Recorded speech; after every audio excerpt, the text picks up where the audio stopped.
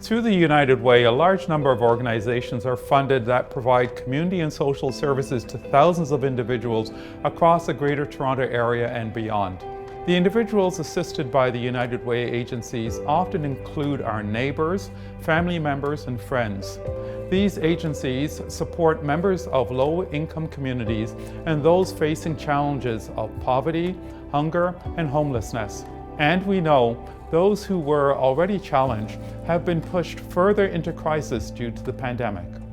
I've had the honor of serving as the president of a United Way funded agency, and I was on the board of the United Way Niagara.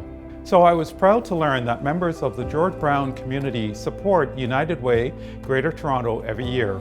The funds we raise enable local agencies to support the most vulnerable members of our community. Every dollar helps to provide shelter, housing, food, literacy support, social support, legal services, and health support. I'm grateful to everyone who has donated to George Brown's United Way campaign in the past. And I hope we can count on your support again this year.